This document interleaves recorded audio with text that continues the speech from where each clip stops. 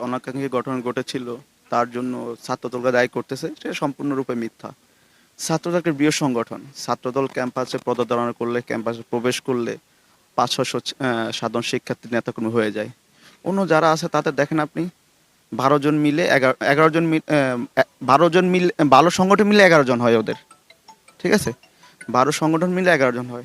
গতকালকে আমরা যখন প্রিন্সিপালের সাথে কথা বলতে গেলাম আমাদের সিটের জন্য, ছাত্রদলে যেসব মেধাবী ছেলেরা আছে, যেসব রানিং ছেলেরা আছে, তারা মেধাবী ছেলেরা হলের সিটের জন্য আমরা আবেদন করছি, সে নিয়ে কথা বলতে গেলাম।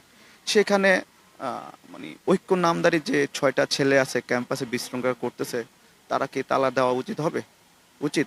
তালা দেখ আমরা বেরিয়ে চলে আসি। এটাকে প্রশাসনকে তালা দিয়েছে, অবরুদ্ধ করে রাখছে, শিক্ষা কাজ ব্যাহত হচ্ছে, ক্যাম্পাসকে সারা বাংলাদেশকে ট্রলের শিকার হতে হচ্ছে।